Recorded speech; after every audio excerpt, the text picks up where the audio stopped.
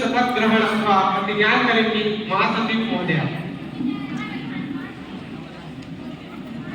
अध्यक्ष महोदय, भारत के निर्वाचन आयोग द्वारा एक सूची हिंदी तथा अंग्रेजी संस्करण जिसमें 2024 के निर्वाचन युवा संसद के दिव्य निर्वाचित सदस्यों के नाम दिए गए हैं, उसको सभा पटल पर रखती हूँ।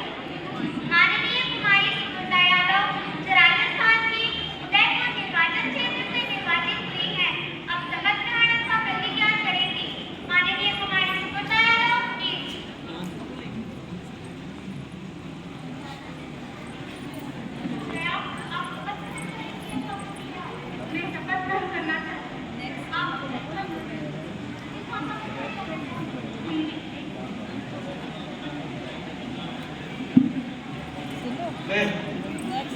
मैं सुब्रता यादव जो युवा संसद की सदस्य निर्वाचित हुई हूँ, ईश्वर की शपथ लेती हूँ, सत्य निष्ठा से प्रतिज्ञा करती हूँ कि मैं विधि द्वारा स्थापित भारत के संविधान के प्रति श्रद्धा रखूंगी, देश की प्रभुसत्ता और एकता बनाए रखूंगी तथा जिस पद को मैं ग्रहण करने वाली हूँ उसके कर्तव्यों का श्रद्धापूर्वक निर्वहन करूंगी।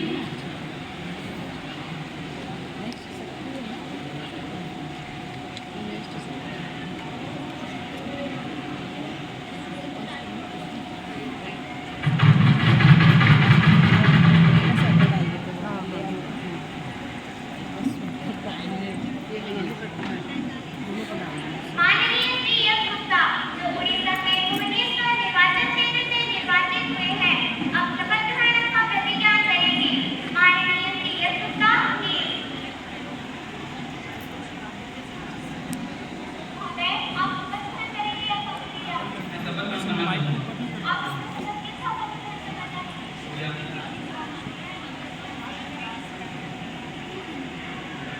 मैं ଯଶୋଗୁପ୍ତା ଯୁବ ସଂସଦର ସଦସ୍ୟ ରୂପେ ନିର୍ବାଚିତ ହୋଇ ଈଶ୍ୱରଙ୍କ ସାକ୍ଷୀ ରଖି ଶପଥ ନେଉଛି ଯେ ମୁଁ ବିଧି ଦ୍ୱାରା ସ୍ଥାପିତ ଭାରତର ସଂବିଧାନ ପ୍ରତି ଶ୍ରଦ୍ଧା ଏବଂ ନିଷ୍ଠା ରଖିବି। ମୁଁ ଭାରତର ସାର୍ବଭୌମତ୍ୱ ଏବଂ ଅଖଣ୍ଡତା ଆଗ୍ରହ ରଖିବି ଏବଂ ମୁଁ ଯେଉଁ ପଦ ଗ୍ରହଣ କରିବାକୁ ଯାଉଛି ତାହାର କର୍ତ୍ତବ୍ୟ ଶ୍ରଦ୍ଧାପୂର୍ବକ ନିର୍ବାହ କରିବି।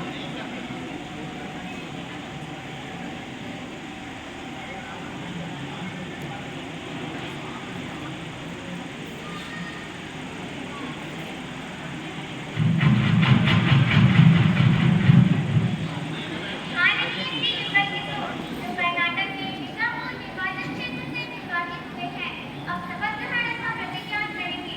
माननीय श्री युगल किशोर प्लीज।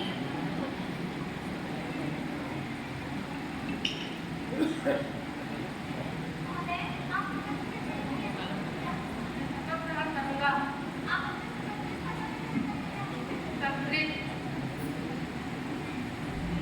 मैं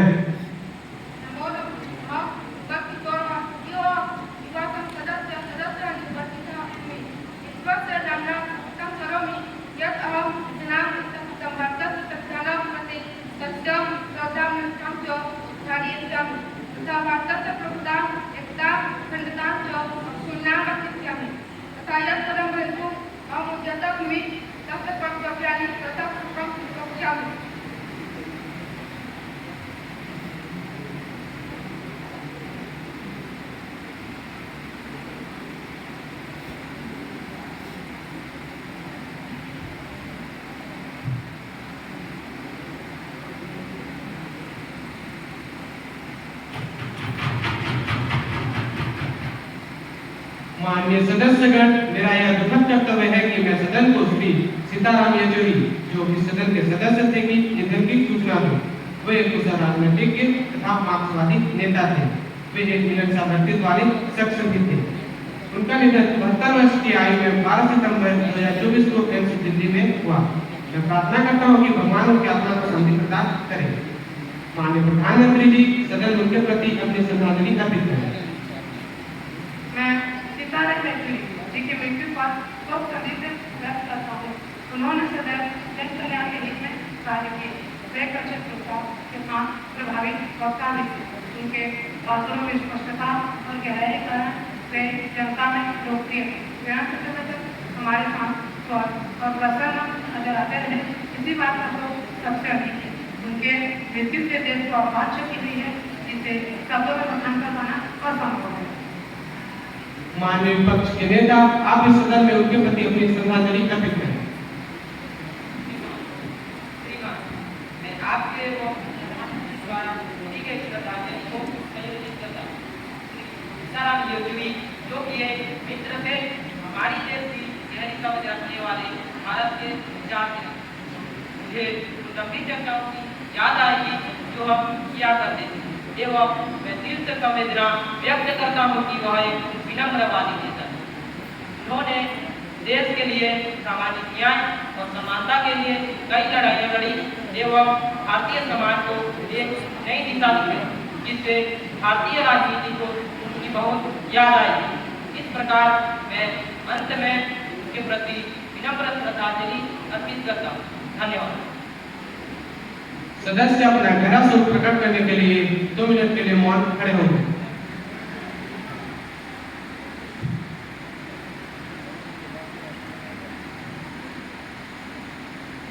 धन्यवाद। कृपया बैठ जाइए। महासचिव शोक संतप्त परिवार को संवेदना संदेश भेजेंगे। जी महोदय, शोक संवेदना भेजा जा चुका है। अब सदन की कार्यवाही कल तक के लिए स्थगित की जाती है।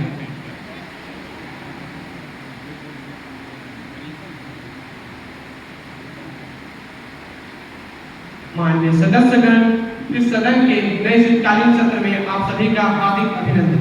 मुझे पूर्ण विश्वास है कि आप सदन की गरिमा को बनाए रखेंगे तथा लोकतंत्र की जड़ों को मजबूत करेंगे। माननीय प्रधानमंत्री जी नए मंत्रियों का परिचय कराएंगे।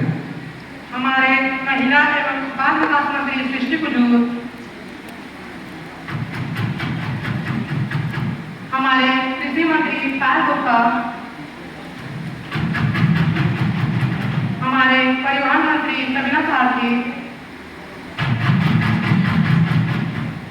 अब प्रश्नकाल आरंभ होता है। प्रश्न संख्या 101 कुमारी लेखा। माननीय मंत्री जी से मेरा यह प्रश्न है कि भारत सरकार आधारभूत संरचना पर इतना भारी रकम बजट खर्च करने के बावजूद भी हमारे देश में लगातार सड़क दुर्घटना में 4.9% की वृद्धि हुई है। भारत में बहुत सारे लोगों एवं परिवारों को आर्थिक एवं सामाजिक क्षति हुई है। बहुत सारे लोग गरीबी एवं दिव्यांगता का शिकार होते जा रहे हैं। माननीय मंत्री जी, यह कैसा विकास है जो हमारे देश के लोगों को अंधकार में डाल रहा है? क्या सरकार इसी को विकास कहती है? जवाब दें। माननीय परिवहन मंत्री।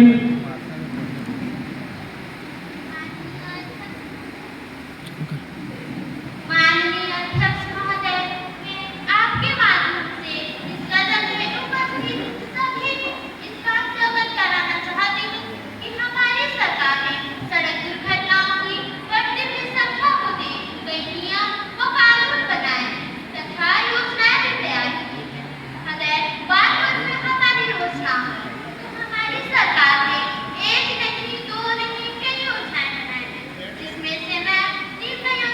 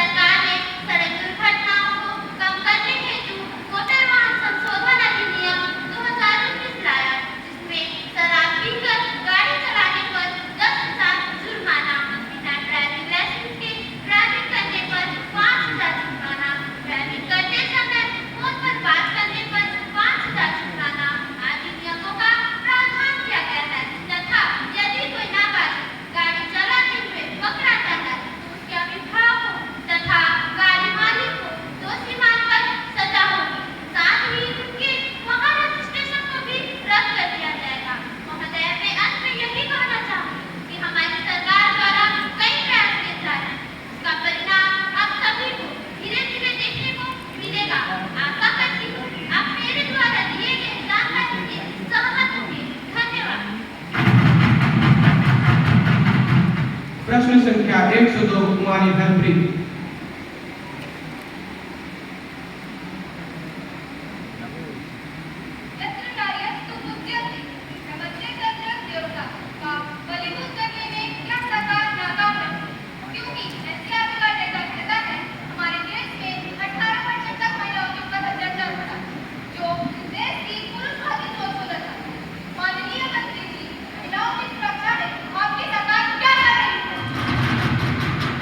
माननीय महिला बाल विकास मंत्री।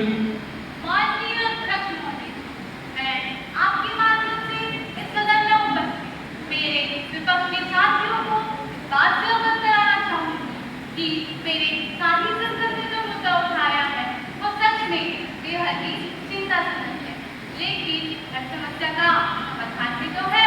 माननीय अध्यक्ष महोदय जी, हमारी सरकार ने इसके सामने बहुत से प्रयास किए जिसमें हमें निरंतर सफलता प्राप्त हो रही है। जैसे पहला, सन 2013 में दंड नीति, जिसे निर्भया दंड नीति के नाम से भी जाना जाता है। विधि के अंतर्गत यदि कोई व्यक्ति किसी लड़की के साथ दरिंदगी करता है तो उसे सीधे फांसी की सजा होती है। दूसरा, पॉस्को एक्ट के तहत यदि कोई व्यक्ति किसी लड़की को घूरता है अथवा उसका पीछा करता है तो अगर वह लड़की स्वयं को व्यक्ति से असुरक्षित महसूस करती है तो वह उसे पॉस्को एक्ट के तहत गिरफ्तार करवा सकती है। तीसरा, यदि किसी महिला को शादी के पश्चात दहेज के लिए प्रताड़ित किया जाता है तो वह अपने ऊपर हो रहे अत्याचार के विरुद्ध आवाज उठा सकती है। माननीय अध्यक्ष महोदय जी, वर्तमान में हमारे भारत देश में ऐसी बहुत सी महिलाएं हैं जो हमारे नियमों व प्रावधानों को अपने अधिकार के रूप में उपयोग कर रही है, जिसके माध्यम से वह स्वयं को स्वतंत्र महसूस कर रही है और आत्मनिर्भर भी बन रही है, जिससे कि हमारे भारत देश की साक्षरता दर में निरंतर वृद्धि हो रही है। साथ ही साथ वे निरंतर जागरूक होती चली जा रही है। पूरक प्रश्न कुमारी धनप्रीत। आपने सारी बात सही बताई, किंतु एनसीईआरटी डाटा 2022 के अनुसार महिला संकट में 4.5 लाख मामले दर्ज हुए। प्रत्येक घंटे 51 एफआईआर दर्ज हुए, जो कि 2021 से 4 बटन ज्यादा है। आपके द्वारा बताए गए नियम कानून क्या सिर्फ पेपर तक ही सीमित है, क्या इनका वास्तविकता से कोई संबंध है? माननीय महिला बाल विकास मंत्री जी। सभापति महोदय, जैसा कि मैंने कहा कि हमारी सरकार के पास हर समस्या का समाधान है। मैं पुनः दोहराती हूँ कि हमारी सरकार के पास हर समस्या का समाधान है। इन मामलों की संख्या को बढ़ते हुए देख हमारी सरकार ने पॉस्को एक्ट में नए प्रावधान डाले हैं। जैसे पहला, पॉस्को एक्ट में संसाधनों के बाद अगर किसी नाबालिग बच्चे के साथ यौन शोषण का मुकदमा दर्ज होता है तो दोषी को किसी भी प्रकार से जमानत नहीं दिया जाएगा। दूसरा, अगर इसमें किसी नाबालिग की मृत्यु हो जाती है तो दोषी को सीधे मृत्युदंड की सजा हो सकती है। तीसरा, पॉस्को एक्ट के तहत महिलाओं को जतन से देखना अथवा उनका पीछा करने को भी लेकर हमारी सरकार ने कानून बनाया है। नहीं, हमारी सरकार ने वन स्टॉप सेंटर का निर्माण भी किया है। इसमें महिलाओं से हिंसा से प्रभावित महिलाओं को एकाग्रित सुविधा प्रदान की जाती है। पांचवा, महिला पुलिस स्वयंसेवक, इसमें सार्वजनिक स्थानों पर महिलाओं को सहायता प्रदान की जाती है। तीसरा, छठवा, सुरक्षित घर परियोजना, इसमें सार्वजनिक स्थानों पर महिलाओं एवं बालिकाओं को सुरक्षित, संरक्षित एवं सशक्त वातावरण का निर्माण करना है। सातवां, तकनीकी सुरक्षा को मद्देनजर रखते हुए हमारी सरकार ने महिलाओं एवं बालिकाओं को सुरक्षा प्रदान करने के लिए सुरक्षा ऐप तथा हिम्मत ऐप भी किए हैं। साथ साथ साइबर क्राइम रिपोर्टिंग पोर्टल और साइबर सेल जैसे सेवाएं भी उपलब्ध कराई हैं। माननीय अध्यक्ष महोदय जी, इन सब प्रावधानों व नियमों के साथ साथ हमारे समाज को भी जागरूक होने की आवश्यकता है कि प्रत्येक महिला को अपने अधिकार के रूप में सुरक्षा चाहिए, चाहे वो घर हो, कार्यालय हो, चाहे वो चौराहा। अंत में मैं अपने साथी संसद से यह कहना चाहूंगी कि ठीक से खड़ा होता तो समझ पाते, शायद आप हमें ठीक से खड़ा होता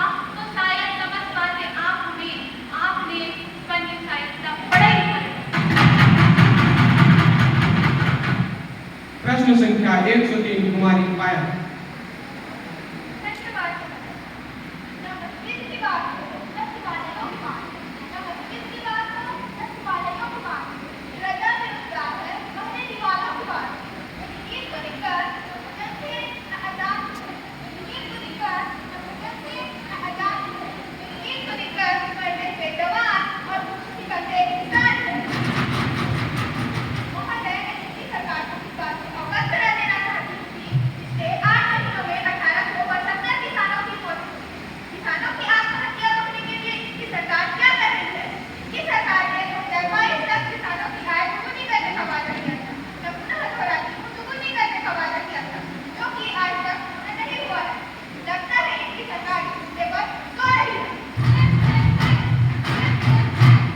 माननीय कृषि मंत्री जी।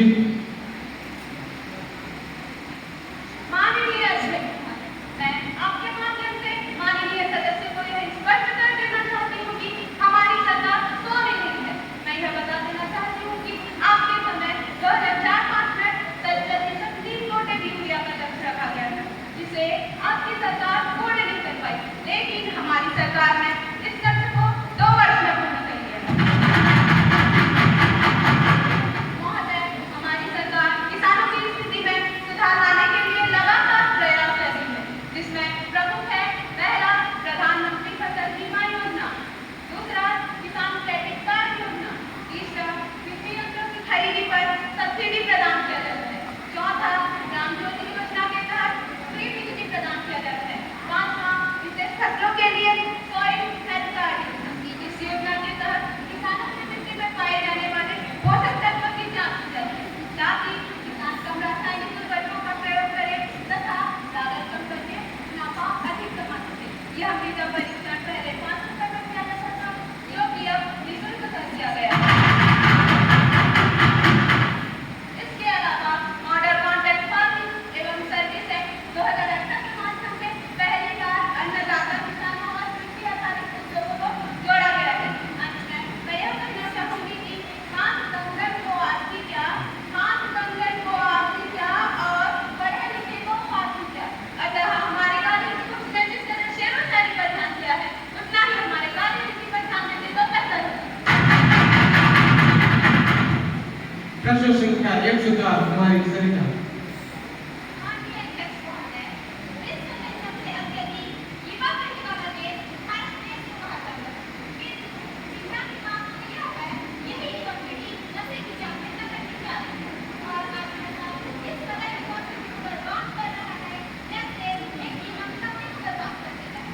मैं पूछती हूँ, अपनी सरकार नशीले पदार्थ से इस्तेमाल करना क्यों नहीं करता? क्या मैं युवा हूँ इस मामले में सरकार को करना नहीं चाहती? माननीय अध्यक्ष महोदय, भारत देश को हमेशा युवा कहा जाता है, लेकिन यह युवा ही खतरे में हो, ऐसी से कहा गया है। माननीय स्वास्थ्य मंत्री जी। माननीय अध्यक्ष महोदय, मैं आपके माध्यम से यह बताना चाहती हूँ कि हाँ, यह एक चिंता का विषय है कि आज की युवा पीढ़ी नशे के जाल में फंसी जा रही है। परंतु मैं सदन में उपस्थित मेरे विपक्ष के सदस्यों को इस बात से अवगत करा देना चाहती हूँ कि इसके लिए हमारी सरकार ने बहुत से नियम का संगठन बनाए हैं। जैसे पहला SMDA, नशा मुक्त भारत अभियान। यह अभियान 2020 में लोकसभा अध्यक्ष को लागू किया जा चुका है। यह अभियान केवल संस्थागत नहीं, बल्कि नागरिक संगठन ब्यूरो व अधिकारिता मंत्रालय के माध्यम से नशा मुक्त भारत अभियान के लिए चलाए जा रहे हैं और कई जिलों में सामुदायिक कार्यक्रमों पर भी इसके लिए नागरिक किए जा रहे हैं। इस अभियान के तहत सामाजिक न्याय व अधिकारिता मंत्रालय ने नशा मुक्ति में कार्यरत रखने व युवाओं के बीच नशीली दवाओं के दुरुपयोग को रोकने के लिए स्कूलों व कॉलेजों में नशा मुक्त भारत अभियान को संचालित किए जा रहे हैं। यह अभियान देश भर में 533 शैक्षिक संगठनों की भागीदारी से संचालित हुए हैं, जिन्हें सामाजिक न्याय व अधिकारिता मंत्रालय ने नशीली दवाओं की मांग में कमी लाने के लिए राष्ट्रीय कार्य योजना NAPDR के तहत वित्तीय सहायता भी दी जा रही है। पूरा प्रश्न कुमारी संस्कृति। माननीय महोदय, मादक पदार्थों के अलावा जो डिजिटल इंडिया की बात करने वाली इस सरकार बच्चों के हाथों में खिलौने के स्थान पर मोबाइल दे रही है।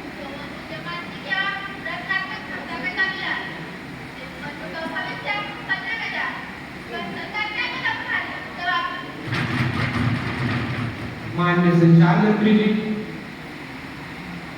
माननीय अध्यक्ष महोदय, मैं आपके माध्यम से इस पूरे सदन को बता देना चाहती हूँ कि आज डिजिटल इंडिया की वजह से हमें कई सुविधाएं उपलब्ध हैं। ये सुविधाएं निम्न है। आज घर घर में इंटरनेट की सुविधा है तथा घर घर में मोबाइल की व्यवस्था है, जो हमारी अर्थव्यवस्था को लगातार बढ़ा रही है। आज लगभग सभी कार्य ऑनलाइन हो रही है, जो सरकार के दृढ़ संकल्प को दर्शाती है। इसी संचार क्रांति की वजह से आज सरकारी कार्यों में कागज जुटाई है। बात करूं मैं मोबाइल उपयोग के बारे में तो भारत देश दूसरे नंबर पर है तथा एक रिपोर्ट के अनुसार भारत देश इंटरनेट खपत के मामलों में पहले नंबर पर आ गया है। महोदया, आपने जो मुद्दा उठाया है कि बच्चों के द्वारा मोबाइल के दुरुपयोग को रोकने के लिए हमारी सरकार ने ऐसे बहुत से प्रयास किए, जैसे कि पहला, बहुत सारे मोबाइल गेम्स को बैन करवाया है। दूसरा, चैटिंग ऐप्स को बैन करवाया है। तीसरा, बच्चों संबंधित ऐप्स पर माँ बाप को मोबाइल कंट्रोल दिया गया है। चौथा, मोबाइल में पैरेंटल मोबाइल कंट्रोल लाया गया, जो बालक कहीं से मोबाइल कंट्रोल कर सकते हैं। अब प्रश्नकाल पूरा होता है। श्रीमान, लोक लेखा समिति की सिफारिशों पर टिप्पणी करते समय दिल्ली के एक प्रसिद्ध समाचार पत्र ने गंभीर रूप से विशेषाधिकार को भंग किया है। समाचार पत्र ने बेईमानी के निर्देशों का आरोप लगाया। माननीय अध्यक्ष महोदय, मैं आपसे निवेदन करता हूँ कि मुझे इस मामले को उठाने दीजिए। श्री पुरुषोत्तम, क्या आपने इस संबंध में पहले नोटिस दिया है? आप समाचार पत्र कटिंग के साथ उपयुक्त नोटिस दे सकते हैं और उस पर विचार करूंगा। आप अचानक इस प्रश्न नहीं उठा सकते हैं। माननीय अध्यक्ष महोदय जी, मैंने आज प्राथमिकता से इसका नोटिस दे दिया। इसकी जांच की जाएगी और यह जब मेरे पास आएगा मैं इस पर विचार करूंगा और अपना निर्णय बता दूंगा। अब सभा पटल पर पत्र रखे जाएंगे। माननीय शहरी विकास मंत्री, श्रीमान, आपकी अनुमति से विभुक्त धारा 1 के अधीन जारी की अधिसूचनाओं हिंदी व अंग्रेजी के एक प्रति सभा पटल पर रखता हूँ। पहला, राष्ट्रीय खनिज विकास निगम लिमिटेड हैदराबाद की वर्ष 1986 की वार्षिक रिपोर्ट की यथार्थता समीक्षा। दूसरा, राष्ट्रीय खनिज विकास निगम लिमिटेड हैदराबाद का 1986 का वार्षिक प्रतिवेदन परिचित और उन पर नियंत्रक मानक परीक्षण की टिप्पणी लिखा।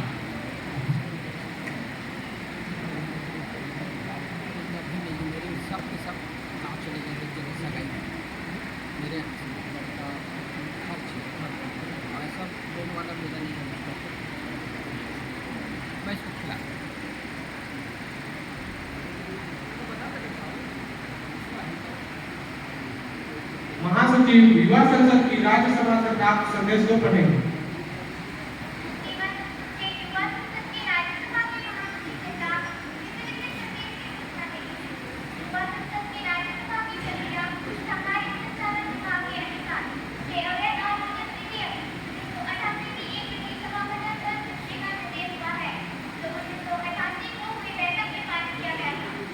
महासचिव राज्यसभा द्वारा पारित किए गए रूप में विधेयक की एक प्रति सभा पटल पर रखेंगे।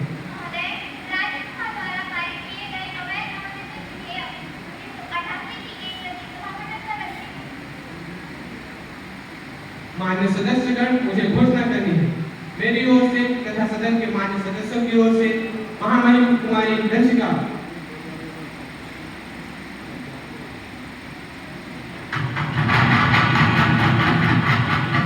जो नेपाल संसद अध्यक्ष तथा नेपाल के संसदीय प्रतिनिधि मंडल के आदरणीय सदस्य कुमारी रश्मि,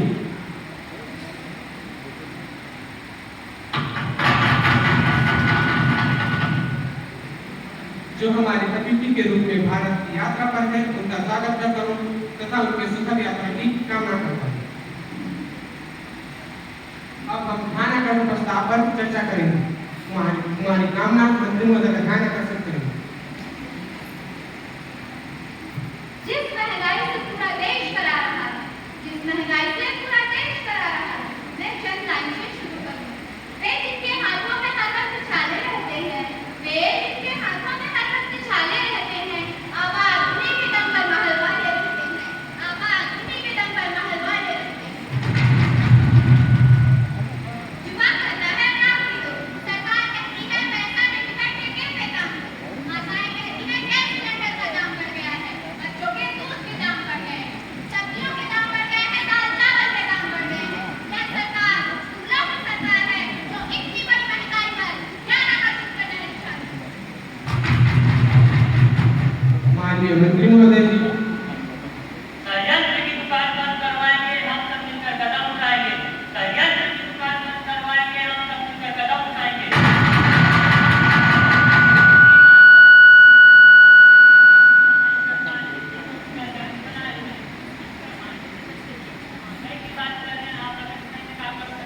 माइक माइक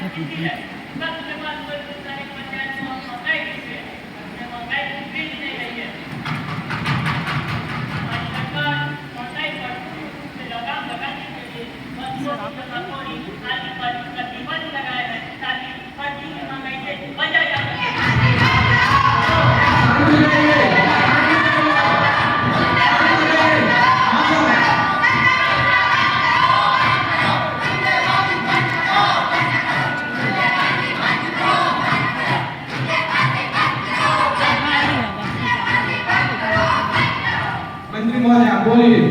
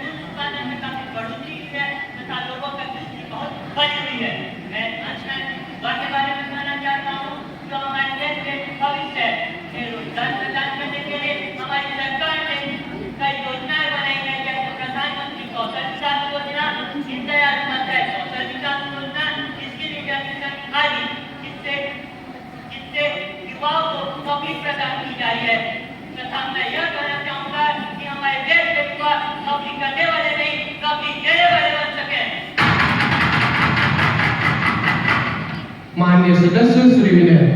माननीय रेल मंत्री जी का मैं ध्यान आकर्षण करना चाहता हूँ। मैं मेरे संसदीय क्षेत्र बिलासपुर की बात करता हूँ, जहाँ पर आए दिन रेलगाड़ियों को रद्द किया जाता है, जो छत्तीसगढ़ के विकास में बाधा उत्पन्न करता है तथा संचित दूर तक की आवागमन को बाधा डालता है।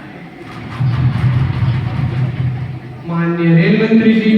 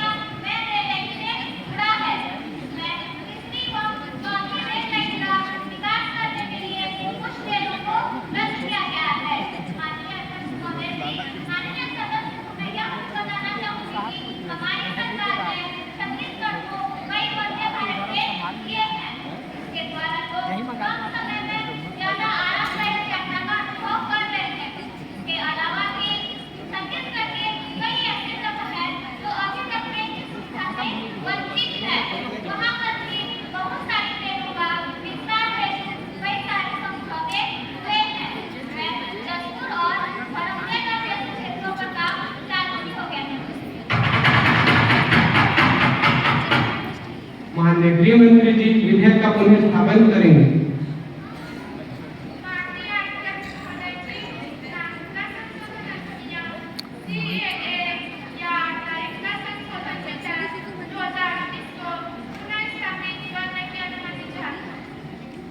प्रश्न है नागरिकता संशोधन अधिनियम CAA या नागरिकता संशोधन विधेयक 2019 को पुनः स्थापित करने की अनुमति दी जाए। जिसके पक्ष में है कृपया हाँ करें। जिसके पक्ष में है कृपया नहीं करें। मैं समझता हूँ कि हाँ का बहुमत है, अतः अनुमति दी जाती है। अब राष्ट्रीय शिक्षा नीति 2020 पर विचार किया जाए। माननीय शिक्षा मंत्री जी। माननीय अध्यक्ष महोदय, मैं यह प्रस्ताव करती हूँ कि राष्ट्रीय शिक्षा नीति 2020 के प्रमुख प्रावधानों पर विचार किया जाए। पहला, NEP 2020 के तहत 5+3+3+4 शिक्षा प्रणाली की शुरुआत की गई है। इस प्रणाली में स्कूल शिक्षा 4 चरणों में बटी है।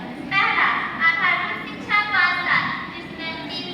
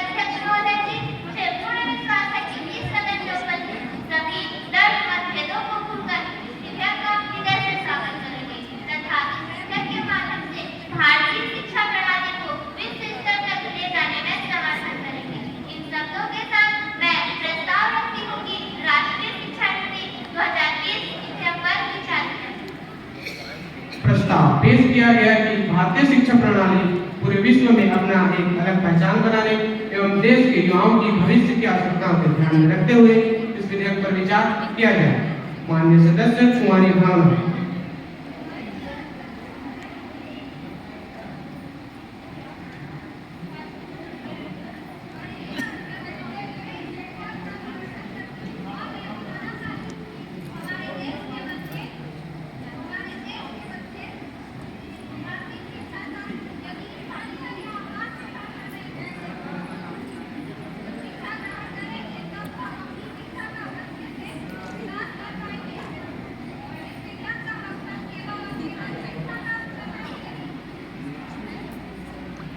अरे गुड़ गोबर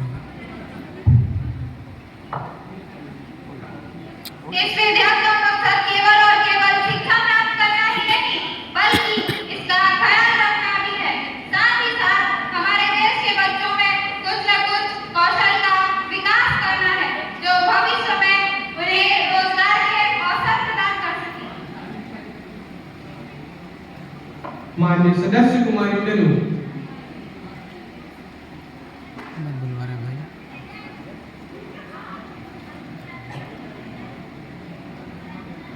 माननीय अध्यक्ष महोदय ने विधेयक का समर्थन करते तथा विधेयक जो शिक्षा को लेकर प्रावधान किए गए हैं और हमारे देश के युवाओं को केवल रोजगार देने की बल्कि रोजगार देने वाले भी हैं। आज भारत देश युवाओं का देश है और यह शिक्षा नीति हमारे युवाओं को नए नए आविष्कार अनुसंधान किए गए प्रेरित करने वाली है जो बच्चों को व्यक्तिगत शिक्षा देने की बात करती है। जो यह विधेयक में विश्व पटल पर नए भारत के निर्माण में स्थापित करती है एवं संसदीय शैक्षणिक व्यवस्था का निर्माण कराने में सहायक है।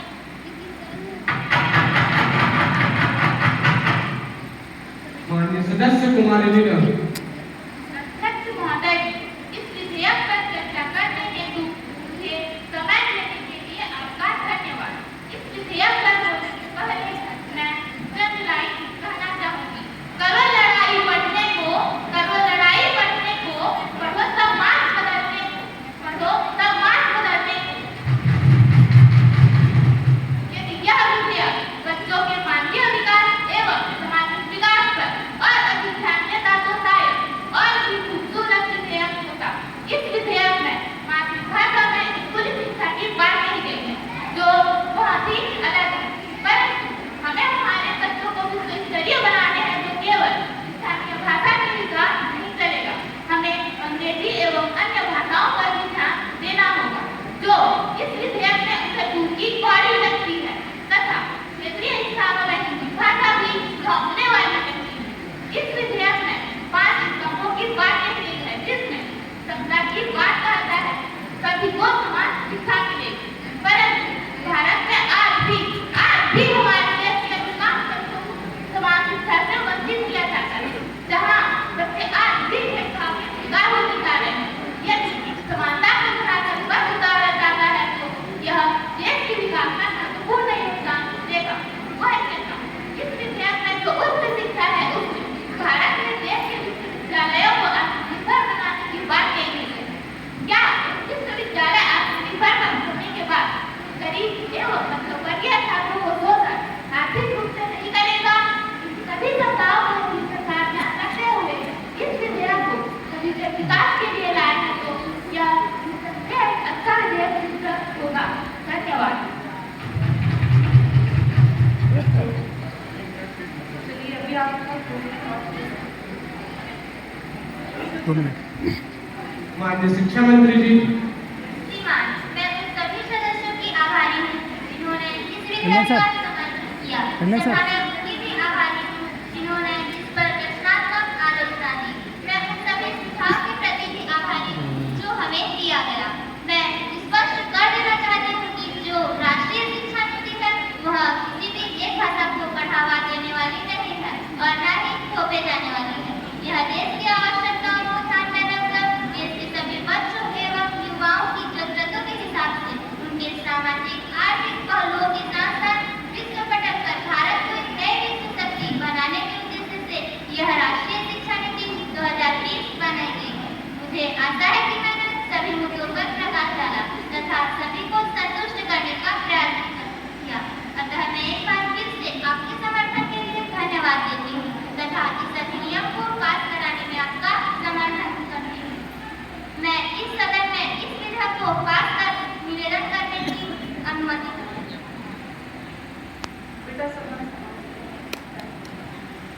राष्ट्रीय शिक्षा नीति 2020 विधेयक पर विचार किया जाए। जिसके पक्ष में है स्थगन कर स्थगित कर। सदन की कार्यवाही कल पूर्वाह्न 11 बजे तक स्थगित की जाती है। तालियों की गड़गड़ाहट थोड़ी कम है, जोर से करिए। यहाँ पर सब बच्चे ही हैं, युवाओं को क्या हुआ? हम सब में एक बच्चे का गुण होता है जो चाहता है कि तालियों की गड़गड़ाहट क्या हमारी संस्था में बच्चे बने। तो चलिए, बहुत ही उधर बहुत बात करती थी जिला राजस्व से। अब मैं जिला शक्ति को आमंत्रित करती हूँ सशक्त गतिविधियों का मंचन करने की। जिला शक्ति